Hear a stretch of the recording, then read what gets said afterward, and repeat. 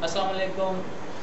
ہمارے ساتھ ہومیوپیتھک کے ڈاکٹر نوید اختر تشریف فرما ہیں جو کہ کرونک ڈیزیزز کے اسپیشلسٹ ہیں اور ہیپاٹائٹس پر ان کا کافی ریسرچ ہے. آج ہم ان سے ہیپاٹائٹس کی معلومات لیں گے. السلام علیکم.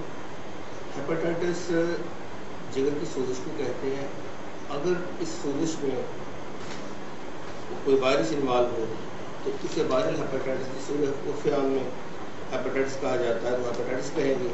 اگر اس کی سوزش وائرس کا نتیجہ نہ ہو تو پھر ہم اسے سادہ زکام یا جونڈس کہیں گے. اچھا ڈاکٹر صاحب، یہ ہیپاٹائٹس کتنی قسم کا ہوتا ہے؟ ابھی تک ہیپاٹائٹس کی تقریباً 7 اقسام دریافت ہو چکی ہیں وائرس کے اعتبار سے. ان میں hepatitis A, B, C and up to H دریافت ہو چکی ہیں. جی ڈاکٹر صاحب، یہ ہیپاٹائٹس تو بڑا خطرناک مرض سمجھا جاتا ہے. یہ کیسے نقصان دہ ہے؟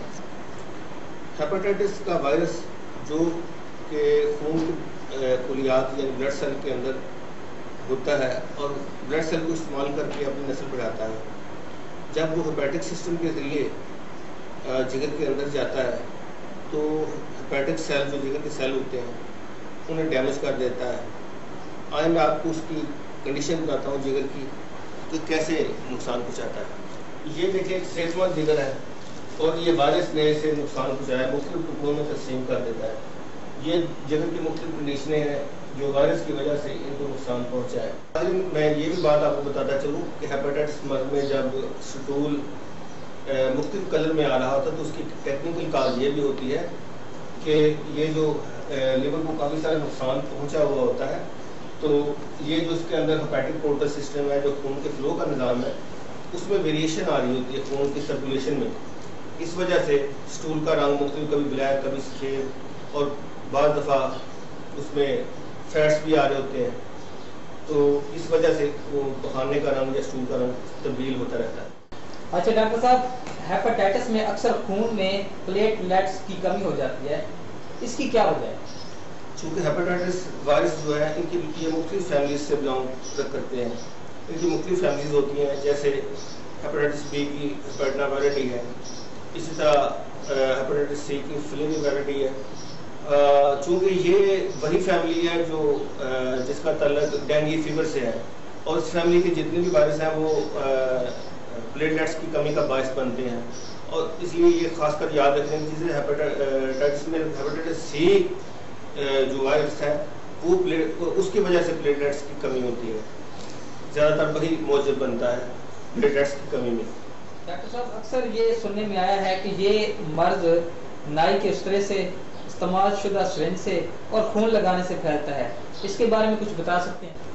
ہیپاٹائٹس اے، بی اور سی کے بارے میں آپ کو بتاتا ہوں کس طرح پھیلتا ہے.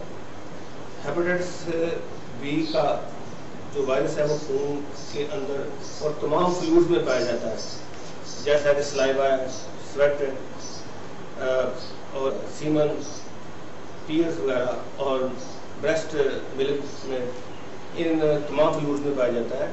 اور ہیپاٹائٹس اے کا وائرس سٹول کے اندر ہوتا ہے اور سی کا وائرس بھی جو ہے وہ صرف بلڈ کے اندر ہوتا ہے. اس لیے باقی تو باتیں جو آپ نے مجھے بتائی ہیں کہ وہ حجام کے یا نائی کے استرے سے اور باقی یہ ذرائع ہیں بلڈ ٹرانسفیوژن کے اس سے پیدا ہوتا ہے، سرنج سے بھی پیدا ہو جاتا ہے. اور لیکن جو ہیپاٹائٹس بی ہے اس کے 2 طریقے ہیں پھیلنے کے، ایک ورٹیکل اور دوسرا ہاریزونٹل. ورٹیکل میں یہ آتا ہے کہ فرام اپ ٹو ڈاؤن، یا جیسے فرام مدر ٹو چائلڈ. اور دوسرا جو ہاریزونٹل طریقہ ہے اس میں یہ سارے میتھڈ آ جاتے ہیں، جیسے تمام فلوئڈز کے ذریعے وہ جسم کے اندر پہنچ جاتا ہے. اس لحاظ سے ہیپاٹائٹس بی جو ہے وہ وائرس پھیلانے کے اعتبار سے زیادہ خطرناک ہے، کیونکہ وہ پسینے میں بھی ہوگا تو مسافہ کرنے سے بھی ایک دوسرے کو لگ جائے گا، یا کس کرنے سے، بچوں کو کس کرنے سے. اس لیے ہیپاٹائٹس کے بی کے جو پیشنٹ ہیں انہیں خود احتیاط کرنی پڑتی ہے کیونکہ وہ تمام فلوئڈز کے اندر موجود ہوتا ہے. صاحب، اس مرض میں کون سی علامات پائی جاتی ہیں جن سے پتہ چلتا ہے کہ ہیپاٹائٹس ہے؟ تو ہیپاٹائٹس مرض میں یہ پتہ ہی نہیں چلتا کہ ہیپاٹائٹس ہوا. اچانک کوئی پیشنٹ اگر بلڈ دینے کے لیے کسی لیبارٹری میں جاتا ہے، کسی ڈونیٹ کرنے کے لیے جاتا ہے، تو اچانک انکشاف ہوتا ہے کہ ہیپاٹائٹس ہو گیا ہے، پریشان ہو جاتا ہے. لیکن ہیپاٹائٹس سی میں بعض دفعہ یہ ہوتا ہے کہ یہ 10 سال 15 سال تک بھی اندر رہتا اور پتہ نہیں چلتا ہے. ہیپاٹائٹس بی میں اس کی مختلف اسٹیجیں ہیں، جیسے اس کو 4 اسٹیجز میں ڈیوائڈ کرتے ہیں. اس میں پہلی اسٹیج کو انکوبیشن پیریڈ کہتے ہیں، جس میں وائرس اپنی تعداد بڑھاتا ہے. اور سیکنڈ میں اسے پری ایکٹیویشن پیریڈ، اور تھرڈ ایکٹیویشن پیریڈ، اور جو چوتھی اسٹیج میں جو وائرس ہے پورے جسم میں پھیل جاتا ہے.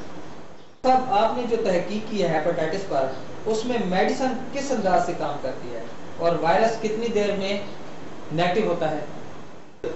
آج کل کے دور میں ہر انسان چاہتا ہے کہ جتنی جلدی ہو سکے اس مرض سے جان چھوٹ جائے، اور مریض بہت زیادہ پریشان ہوتے ہیں.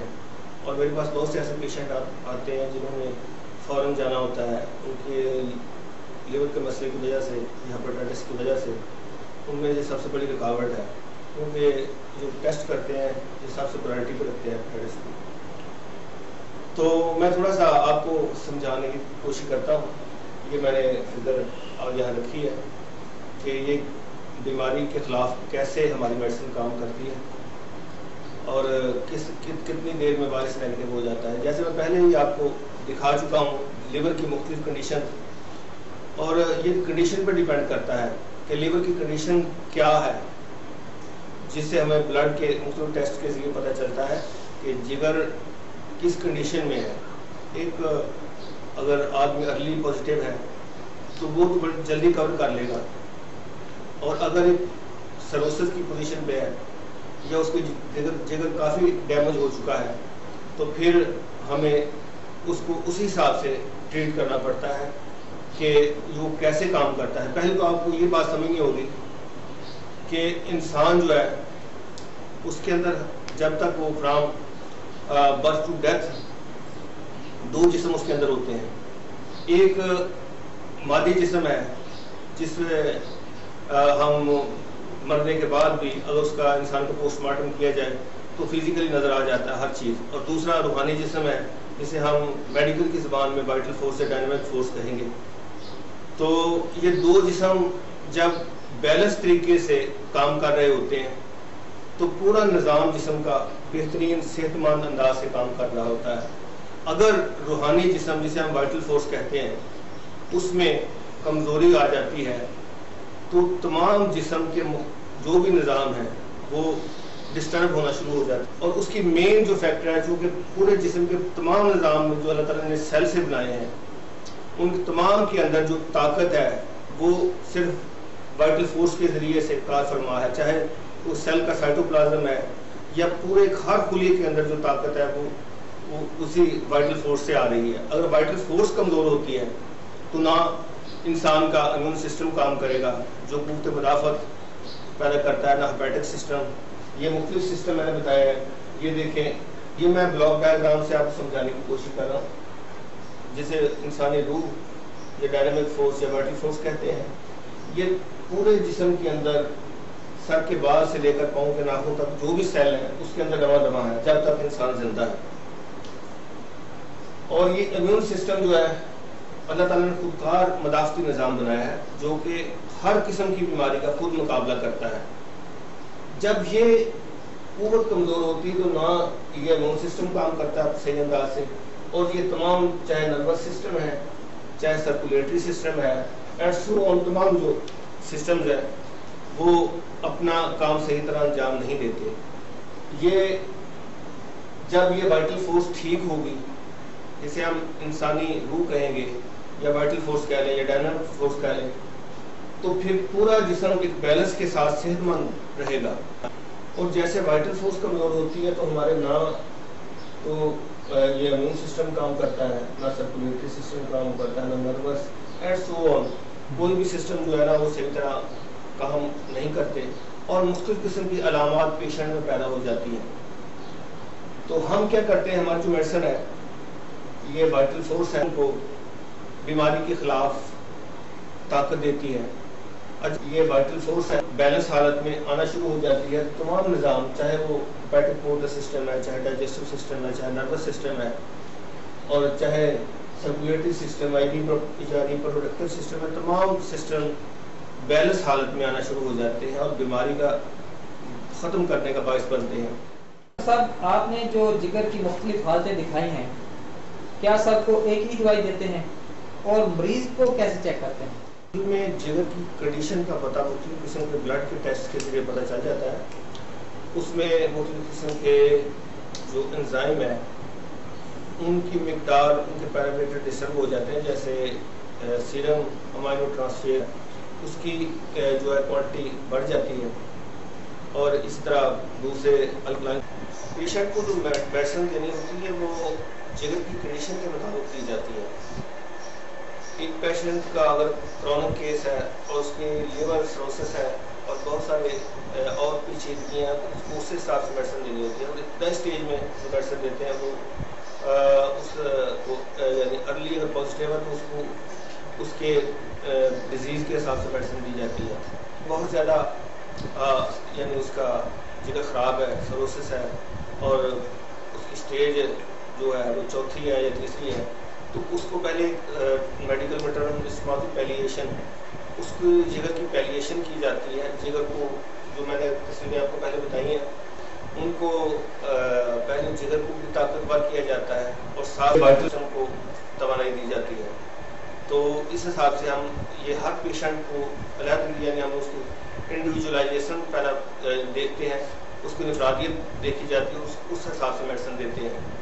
تو اس کے لیے ہمارے جو ذرائع ہیں وہ یہ ہے کہ پیشنٹ جو ہے ہمارے پاس سمٹمز اپنی لکھ کر بھیج دیتے ہیں, اور ساتھ مختلف قسم کے جو ٹیسٹ ہیں, بلڈ کے ٹیسٹ ہیں, وہ اس کی ڈیٹیل عمران وہ میں تمہیں دیتا ہوں. آپ اس کی جو اوپر آپ لازمی لکھ لیجیے گا, وہ عام لوگوں کو پتہ چل جائے کہ وہ کون کون سے ٹیسٹ کروانے ہیں. وہ ٹیسٹ اور جو ارلی آپ کی جو ایل ایف ٹی وہ ٹیسٹ آپ بھجوانے ہوتے ہیں کلینک کے ایڈریس پہ, اور اس کے مطابق میڈیسن سجیسٹ کی جاتی ہے, اور مریض کی نفرادیت اسی اس کی جگر کی کنڈیشن پلس ان علامات سے ہم قائم کرتے ہیں, اور اس کو ایک شارہ پر ڈال دیتے ہیں جو صحت کی طرف جاتی ہے اور وائرس کو بھگاتی ہے. باقی یہ کچھ نہیں کہا جا سکتا, جو ارلی پازیٹیو وہ 1.5-2 ماہ میں الحمدللہ نیگیٹو ہو جاتے ہیں, اور باقی جو پرانے کرونک کیسز ہیں بعد میں سال 2 سال بھی دوائی کھانی پڑتی ہے. لیکن یہ ہوتا ہے کہ جگر جو ہے وہ ریپیئر ہونا شروع ہو جاتا ہے, اس کی جو ڈیڈ سیل نیروسس کا پروسیس ہے یا جو اس کی سیروسس ہوئی ہے وہ کور ہونا شروع ہو جاتی ہے, اور نئے سیل بننا شروع ہو جاتے ہیں, اور ان کی ریپیئرنگ شروع ہو جاتی ہے. تو یہ جو پرانے پیشنٹ ہیں ان کو سمجھے اگر وہ 2-3 مہینے دوائی کھا بھی لیتے ہیں اور تو ان کا 10 سال سمجھے جگر کی جو کنڈیشن ہے وہ بہتر ہو جاتی ہے. اور ہمارا جو مقصد بھی ہیپاٹائٹس کے خلاف یہی ہے کہ لوگوں کو ہیپاٹائٹس سے بچایا جائے, اور اس کے لیے میں نے جو میڈیسن اور ریسرچ کی ہے, ایک تو ان لوگوں کے لیے کی ہے جو پیشنٹ ہیں, اور دوسری جو میڈیسن ہے جسے میں پریونٹیو کیور ریمیڈی کہوں گا وہ یہ ہے کہ جو پیشنٹ نہیں ہے اور وہ ان کے گھر میں کوئی پیشنٹ ہے یا انہیں خطرہ ہے دوسروں سے یعنی لینے کا, جیسے میں نے ہیپاٹائٹس بی کے بارے میں بتایا کہ جو ہر قسم کے فلوئڈ میں پائی جاتی ہے, تو جس گھر میں ہیپاٹائٹس کا پیشنٹ ہے وہ دوسروں کو تو چانسز ہیں کہ جناب وہ تقریباً 80% چانسز ہیں کہ وہ دوسرے بھی اس کا شکار ہو جائیں گے. تو ان کے لیے میں نے جو میڈیسن تیار کی ہے وہ ہر گھر میں استعمال ہونی چاہیے تاکہ وہ ہیپاٹائٹس سے محفوظ رہے. اس کہتے ہیں پریونٹیو کیور ریمیڈی, تو وہ اقدامات کے طور پر استعمال کی جاتی ہے تاکہ اس سے محفوظ رہا جائے. باقی میں نے کچھ معلومات کی جو ہے لٹریچر تیار کیا ہے بہت سارا پیشنٹ کے لیے کہ ہیپاٹائٹس کے ساتھ کیسے زندہ رہا جائے. ہیپاٹائٹس میں آپ کو خوراک کیسے لینی ہے اور کیسے زندگی بسر کرنی ہے تاکہ جگر کو کم سے کم نقصان پہنچے. دور کے وہ مریض جو آپ سے چیک اپ نہیں کرا سکتے انہیں دوائی کیسے بھیجتے ہیں؟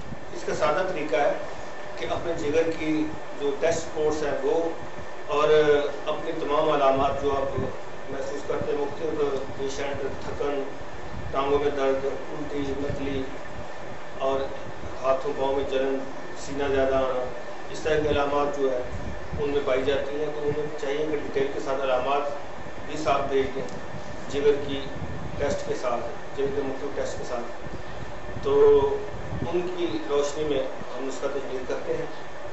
اور میڈیسن کے ذریعے بی پی انہیں ارسال کر دی جاتی ہے، جو 2 دن میں تقریباً پہنچ جاتی ہے، تو وہ استعمال کریں. انشاءاللہ تعالیٰ اللہ تعالیٰ آپ کو بہتری کی طرف لے کر جائے گا. جگر آپ کا انشاءاللہ تعالیٰ کتنا بھی خراب ہے تو وہ انشاءاللہ تعالیٰ اس کی ریپیئر ہوگی اور ہیپاٹائٹس وائرس کے ختم کرنے کا باعث بنے گی ہماری بیٹری. ناظرین، ہمارے ساتھ ہومیوپیتھک کے ڈاکٹر نوید اختر تشریف فرما تھے. انہوں نے ہمیں بہت سارے مفید مشورے دیے، کرونک ڈیزیزز اور ہیپاٹائٹس کے بارے میں بہت کچھ بتایا. اگر آپ کے گھر میں کوئی بیمار ہے یا کوئی ایسا مریض ہے جو پیچیدہ بیماری میں مبتلا ہے تو آپ ڈاکٹر صاحب سے رابطہ کر سکتے ہیں. ان کا موبائل نمبر اسکرین پر آپ دیکھ سکتے ہیں اور مزید معلومات بھی حاصل کر سکتے ہیں. ڈاکٹر صاحب آپ کے ذریعے دوائی بھی دے سکتے ہیں. اور ڈاکٹر صاحب آپ کا بہت شکریہ کہ آپ نے اپنے قیمتی وقت میں سے ٹائم نکالا اور ہماری عوام کو مفید مشورے دیے.